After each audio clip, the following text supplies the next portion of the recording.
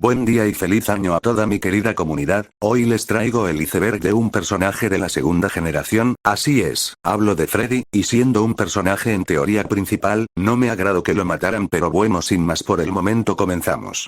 1. Estaba roto antes de conocer a Effie. Antes que nada no justifico a Effie porque al chile quien la conocía estaba destinado al sufrimiento, jaja, pero en el caso de Freddy, para entenderlo, hay que mirar primero la casa silenciosa. No es un hogar, es un contenedor. Las paredes no tienen fotos, la nevera apenas está surtida, el único sonido constante es el eco de la televisión encendida para romper un silencio demasiado pesado y la constante admiración y cumplidos únicamente a su hermana. Aquí vive un chico que, oficialmente, no ha sido abandonado, pero que carga con el abandono como un clima interno. Su figura materna se fue. Es un hecho mencionado de pasada, sin drama, lo que lo hace más triste. Es una herida cicatrizada en falso, un dato geológico de su paisaje emocional. Su padre está físicamente presente, pero es una sombra funcional, un proveedor de techo y comida que habita en otra dimensión afectiva. Freddy no es rebelde. Es un huérfano operativo, un adulto prematuro que aprendió a cocinar, a limpiar, a estar solo. Esta no es la base de una bondad pura, es el caldo de cultivo de una necesidad patológica de aprobación y una fobia tácita al abandono. Su amabilidad no es un rasgo de carácter, es una estrategia de supervivencia. Si eres bueno, útil, confiable, quizás la gente se quede. Quizás no te dejen como hicieron los demás. Por eso se aferra a la lógica de la física con tanta devoción. En un universo de incertidumbre afectiva, las fórmulas no te fallan, las partículas obedecen leyes predecibles. Su inteligencia es un refugio, el único territorio donde tiene control. Pero esa misma mente analítica choca contra el muro de sus emociones, un territorio caótico que no sabe mapear. Ahí entra Cook, el caos hecho persona. Freddy no solo tolera a Cook, lo necesita. Cook es su polo opuesto, la válvula de escape para todo lo que Freddy reprime. La rabia, la impulsividad, el deseo desordenado. Su amistad es un pacto tácito. Cook provee la chispa, el fuego de la vida desenfrenada, y Freddy provee el ancla, la ilusión de cordura. Pero es una dinámica parasitaria. Freddy obtiene, a través de Cook, una identidad por contraste. Él es el sensato, el responsable, el bueno. Es un papel que interpreta a la perfección, incluso para sí mismo. Luego aparece Effie. Y aquí está el núcleo de la teoría. Effie Stone no rompe a Freddy. Ella simplemente encuentra la fractura preexistente y aplica presión. Effie es el desafío definitivo, el problema más complejo y fascinante que su mente lógica podría imaginar. Ella es un agujero negro emocional, y él, con su necesidad de ser necesario, no puede evitar sentir la atracción gravitacional. Cuando Effie le proyecta que es su luz, no está describiendo su esencia. Le está asignando un rol salvífico. Le está entregando la llave de su propia destrucción. Sálvame. Sé mi red. Sé lo opuesto a mi oscuridad. Y Freddy, cuyo sentido de valía personal está construido sobre ser el salvador, el confidente, el bueno, acepta el mandato como un destino. Observa sus interacciones, la sumisión en el montacargas, la paciencia infinita ante sus caprichos, la manera en que internaliza cada retroceso de ella como un fracaso personal suyo. Su amor por Effie no es solo romántico, es existencial. Si falla con ella, falla en el único propósito que le da significado a su bondad. Su identidad entera se fusiona con la misión de sanarla. Effie fue el catalizador, no la causa. En el silencio que aprendió a llenar siendo indispensable para los demás. Freddy Claire no murió por amor. Murió por una misión autoimpuesta, la misión de un chico que, desde mucho antes de ponerse esa gorra por primera vez, ya estaba tratando desesperadamente de demostrar, sobre todo a sí mismo, que merecía ser querido. Su tragedia no es la de un inocente corrompido, sino la de un herido que, buscando por fin cerrar su propia herida, encontró una cuchilla en su camino y, confundiéndola con una herramienta, se aferró a ella hasta el final. 2. Era más dependiente a Cook. Sobre todo en la primera temporada, a simple vista, Freddy McClure era el polo opuesto a Cook. Sin embargo, esta identidad de El Sereno no era una esencia autónoma, sino un constructo relacional. Freddy no era sereno en el vacío, lo era en contraste directo con Cook. Su propia definición, su rol dentro del grupo, y quizás incluso dentro de su propia psique, dependía críticamente de la existencia del caos que Cook personificaba. Sin el huracán, la calma deja de tener significado. Se convierte en simple quietud, en ausencia de definición. Esta es la teoría central. Freddy era emocionalmente más dependiente de Cook de lo que jamás admitió, y su aparente estabilidad era, en realidad, el reflejo necesario de la inestabilidad de su mejor amigo. La dinámica se establece desde su primera aparición. Cook actúa, Freddy reacciona. Cook provoca el incendio, Freddy contiene las chispas. En el episodio de la tercera temporada, cuando Cook se lanza a una pelea irracional, es Freddy quien, con un gesto o una palabra escueta, intenta apaciguarlo. Pero observe el detalle crucial. Freddy nunca intenta cambiar a Cook, ni alejarse de él permanentemente. Su función no es erradicar el caos, sino gestionarlo. Esto le otorga un propósito, una identidad clara. Él es el manager del desastre Cook, el traductor de su furia al mundo exterior. En esa gestión, Freddy encuentra una estructura, un papel que le da sentido y, perversamente, una sensación de control superior. El punto más revelador es su reacción ante el regreso amenazante de Cook. En lugar de consolidar su nueva vida estable con Effie y cerrar la puerta al pasado tóxico, Freddy se ve arrastrado de nuevo a la órbita de su amigo. La pelea en el lago no es solo por Effie, es la colisión catastrófica de dos identidades que ya no saben existir la una sin la otra. Cook lucha por recuperar su ancla, y Freddy lucha, inconscientemente, por recuperar el elemento que define su propia calma. Su viaje final para enfrentar a Foster no es un acto de independencia heroica. En última instancia, la tragedia de Freddy reside en esta paradoja. Se creía el más fuerte, el más centrado, el único que podría escapar de los problemas. Pero su brújula moral y emocional estaba calibrada por la tormenta que era James Cook. Cuando intentó caminar solo, sin el contraste que le daba forma, se perdió. 3. El cuidador de EA. La dinámica entre Freddy McClary y E.A. Jones se erguía como un monumento a algo distinto. Un instinto protector puro, desprovisto de drama y cargado de una comprensión silenciosa. La teoría de que Freddy protegía a E.A. cada vez que podía no es una mera observación de cortesía ocasional. Es una verdad fundamental de su carácter, una brújula moral constante en medio del caos que lo rodeaba, y uno de los indicadores más claros de la bondad esencial que yacía bajo su fachada de desapego. Esta protección no era performativa ni buscaba validación. Era orgánica, casi refleja.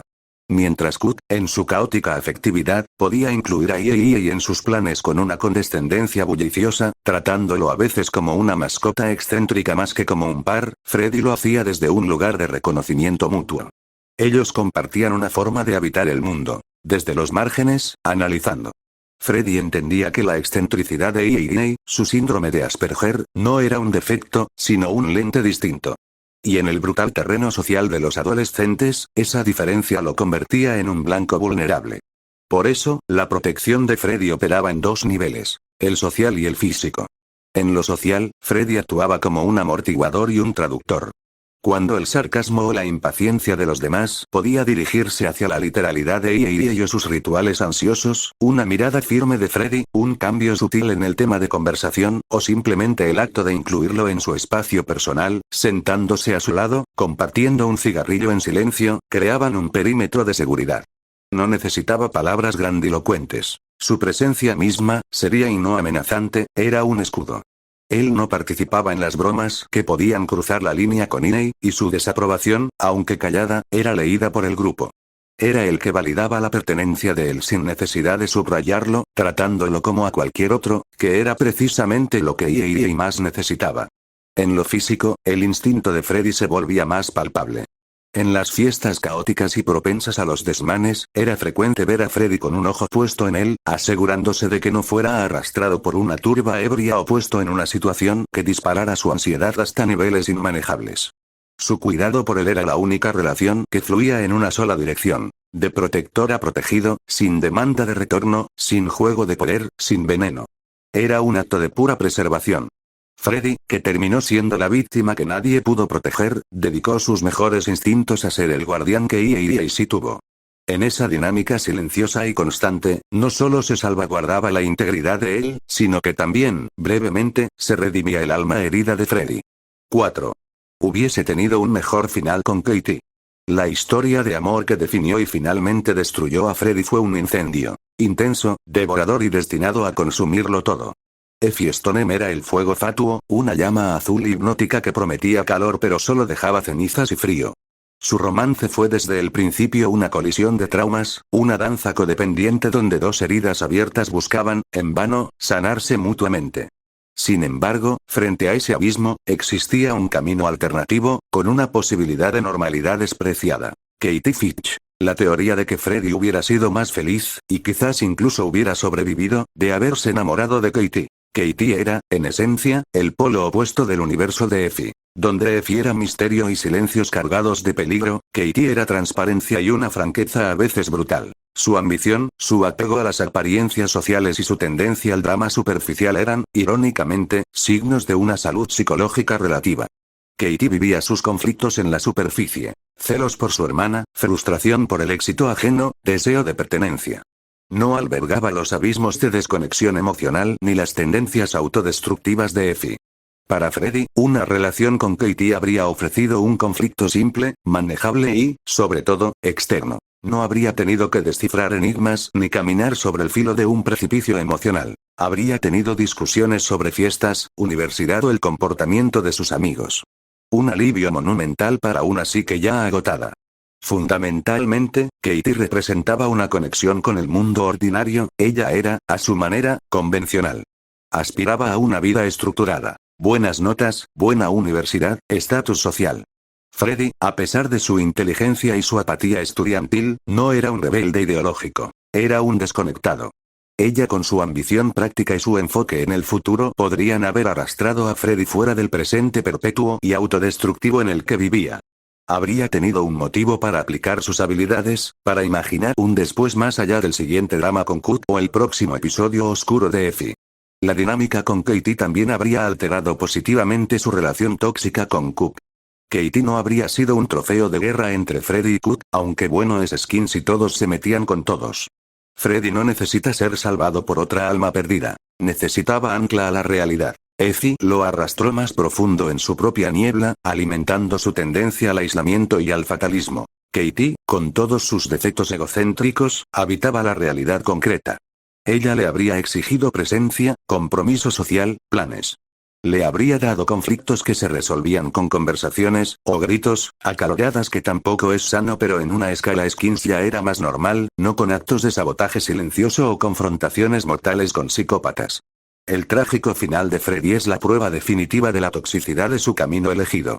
Es casi imposible imaginar a Katie Fitch, con su preocupación por las apariencias y su deseo feroz de una vida exitosa, en el centro de una tragedia así. Su mundo era el de las traiciones entre hermanas y las competencias, no el de los psiquiatras depredadores y los asesinatos a golpes. Por lo tanto, la felicidad para Freddy no habría sido un éxtasis romántico. Habría sido algo mucho más simple y más valioso. La paz. La paz de una relación sin abismos, la paz de un futuro imaginable, la paz de alejarse lentamente del borde del precipicio. 5. Si Foster no lo eliminaba, él estaba a 2 rupturas de hacerlo solito. La muerte a manos del psiquiatra John Foster fue un acto de violencia externa, un golpe brutal que cortó su vida en un instante de rabia ajena. Sin embargo, una lectura más profunda de su arco narrativo sugiere una verdad aún más desgarradora. Foster no robó una vida llena de futuro. Interceptó a un joven que ya caminaba, lenta y silenciosamente, hacia su propio final. La teoría de que, si Foster no lo mataba, Freddy estaba a 2 rupturas de quitarse la vida, no es una especulación, sino una conclusión casi lógica al trazar la trayectoria de su desintegración emocional, una trayectoria marcada por pérdidas acumulativas y una desesperanza que había ido cristalizando en su interior como un frío mortal. La primera y fundamental ruptura, la pérdida de su figura materna, fue el cimiento de su fragilidad. Esta pérdida no fue un evento del que se hablara. Fue una ausencia constitutiva, un pilar de su identidad que se derrumbó. Freddy nunca mostró un duelo catártico. No hubo llanto en pantalla, ni rabia explosiva. En su lugar, hubo un vaciamiento, una retirada hacia un silencio que no era paz, sino amortiguación. El dolor se internalizó y se convirtió en la lente a través de la cual vio el mundo. Un lugar donde lo que más importa puede desaparecer en un instante, sin lógica ni posibilidad de salvación. Este trauma no resuelto fue la falla geológica bajo sus pies, preparando el terreno para futuros colapsos. La segunda ruptura inminente, y la más activa en la narrativa, era la pérdida definitiva de Coop. Su amistad era el eje de su vida social, una simbiosis tóxica pero vital. Se aferra a Effie no solo por amor, sino porque es el único remanente de lo que conocía, era la pérdida de Effie Stoneham. Su relación con ella nunca fue un puerto seguro, sino un naufragio compartido. Era intensa, pero construida sobre las arenas movedizas de la inestabilidad mental de Effie, su manipulación y su autodestrucción. Freddy, jugando al Salvador, depositó en ella todas sus necesidades redentoras. Si podía salvarla a ella, tal vez podría compensar no haber salvado todo lo demás. Pero Effie era insalvable por parte de otro. Su camino era de caída y, eventualmente, de una recuperación que tendría que ser solitaria y dolorosa. Effie lo habría abandonado. Ya fuera por un nuevo episodio psicótico, por un ingreso psiquiátrico prolongado, o simplemente por el agotamiento cíclico de su dinámica tóxica, la relación tenía una fecha de caducidad. Y cuando Effie se fuera, se llevaría consigo el último proyecto de sentido que le quedaba a Freddy. Lo habría dejado solo, sin mejor amigo, y sin la mujer por la que lo perdió todo. Freddy no era del tipo que explotaría en violencia hacia afuera, como Cook. Su patología era de interiorización. La desesperanza aprendida de su primer gran trauma habría encontrado su confirmación final. Todo lo que ama, se pierde. Por tanto, la autoeliminación se presentaría no como un acto dramático, sino como la conclusión lógica de una ecuación emocional sin solución. Habría sido un acto de ese mismo silencio que lo caracterizaba. Metódico, una última decisión de control en un mundo que se le escapaba totalmente de las manos. Quizás una sobredosis calculada, o algo igual de definitivo y privado. Foster, con su violencia homicida, solo anticipó el gesto final de Freddy. La tragedia última de Freddy no es solo que lo mataran, sino que, al momento de su muerte, ya había sido abandonado por la vida desde dentro, y solo le faltaban un par de golpes del destino para reconocerlo y actuar en consecuencia. Y bueno, hemos llegado al final de este iceberg. Dime qué te han parecido estas teorías, cuál te agrada más o cuál no te parece tan fiable. Recuerda que en su mayoría son casos supuestos y no son tan canon. Comenta de qué otro personaje te gustaría tener iceberg. Nos vemos en otro video, hasta la próxima, adiós.